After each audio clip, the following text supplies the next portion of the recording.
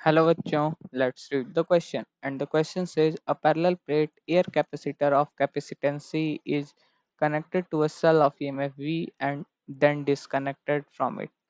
A dielectric slab of dielectric constant K which can just fill the air gap of the capacitor is now inserted in it. Which of the following is incorrect? Our options are: first, the energy stored in capacitor decreases K time. Second option, the change in energy stored is half CV square 1 by K minus 1.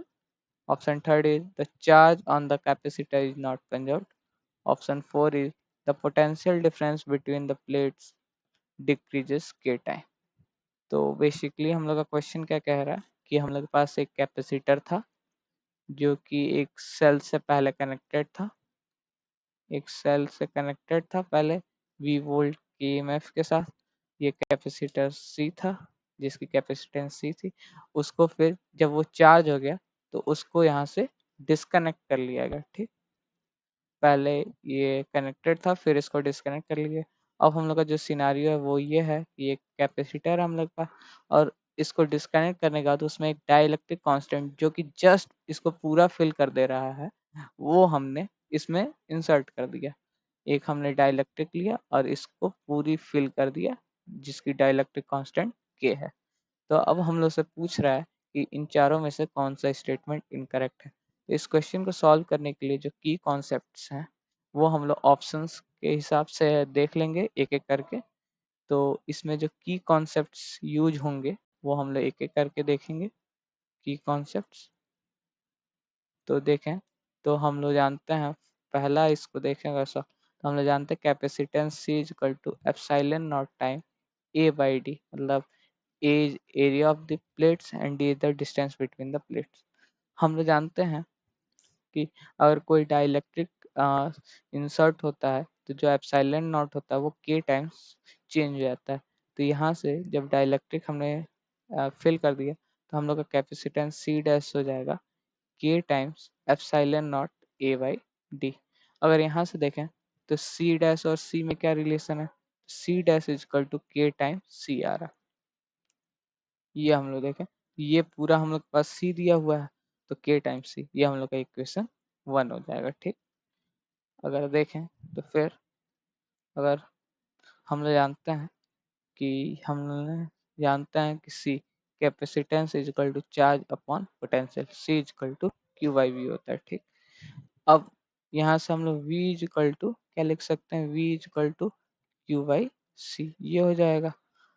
अगर हमने dielectric slab डाल दिया तो हम लोग मान लेते हैं उस वक्त जो हम लोग का पोटेंशियल हो गया अब वो वी डैश हो गया, तो V dash is equal to हो जाएगा Q upon C dash. Q change क्यों नहीं होगा, क्योंकि हम लोगों ने बैटरी से डिस्कनेक्ट कर दिया तो इसके पास कोई सोर्स नहीं है जो कि चार्ज को एक्स्ट्रा चार्ज को प्रोवाइड करे या चार्ज इसमें से मतलब कि कोई मतलब कि खर्च हो या रिमूव हो जाए।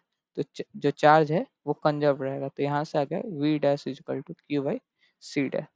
तो अगर देखें तो हम लोग इक्वेशन 1 से सी डैश की वैल्यू लिख सकते हैं। तो यहाँ से वी डैश आ गया क्यू अपॉन के टाइम सी, और हम लोग देखें तो वी इज इक्वल टू हमने लिखा था क्यू बाई सी। तो यहाँ से वी डैश क्या आ गया वी अपॉन के, मतलब अपने ओरिजिनल से के टाइम्स कम हो जा रहा है। तो ये हम लोग का इक्वेशन हम लोग मान लेते हैं ये सेकंड हो गया। ठीक, अब अगर हम लोग देखें तो हम लोग जानते हैं एनर्जी स्टोर्ड, हम लोग से क्या पूछा हुआ है और change change in energy store. तो हम लोग जानते हैं U energy stored U is equal to होता है हाफ सी वी स्क्वायर। तो हम लोग मान लेते हैं जो पहला एनर्जी था वो यू था, हाफ सी वी स्क्वायर था।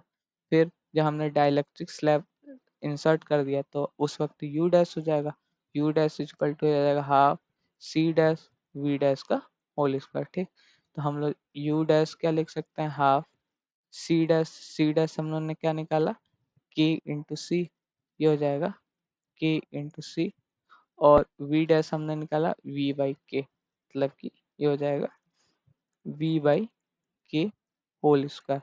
अगर हम लोग देखें तो यहाँ से यू डैश हम लोग क्या लिख सकते हैं, ये हो जाएगा हाफ सी वी स्क्वायर तो रहेगा ही, अब यहाँ पे के स्क्वायर आएगा पर एक के से एक के कट जाएगा, तो यहाँ पे 1/k आ जाएगा। तो अगर देखें तो यहाँ पे यू डैश और यू में क्या रिलेशन है, ये तो पूरा यू है, तो यहाँ से देखें तो हम लोग का यू डैश आ जा रहा है u/k।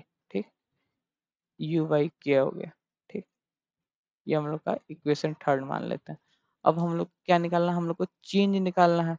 तो हम लोग चेंज हम लोग जानते हैं, चेंज कैसे लिखते हैं, डेल्टा यू चेंज होता है फाइनल, चेंज होता है यू डैश माइनस यू, ये हो जाएगा change, change in energy store.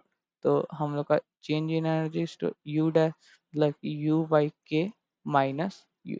ठीक, तो ये क्या हो गया, u कॉमन ले लेंगे तो 1/k माइनस वन, और हम लोग जानते हैं u हम लोग क्या लिख सकते हैं, हाफ सी वी स्क्वायर। यहाँ से डेल्टा u क्या आ गया, half C V square 1/k minus one. ये हम लोग इक्वेशन 4 सपोज कर लेंगे। ठीक, हम लोग का इक्वेशन 4 हो जाएगा।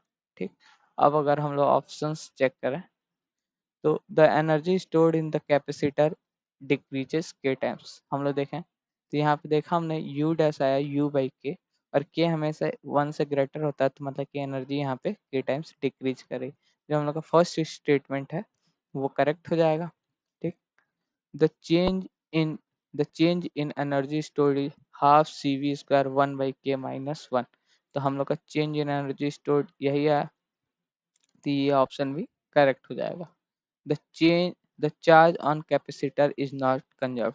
अब ये देखें तो पहले हमने तो बैटरी रिमूव कर दिया, अब कोई सोर्स ही नहीं लगा है, तो इसको चार्ज प्रोवाइड कौन करेगा, और ये चार्ज लॉस करेगा नहीं क्योंकि कोई कंजप्शन ही नहीं है। तो ये हम लोग का जो स्टेटमेंट है वो गलत हो जाएगा।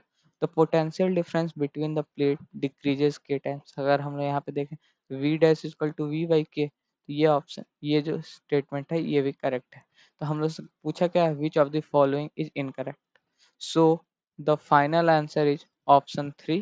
The charge on the capacitor is not conserved. Hope you understand it well. All the best. Thank you.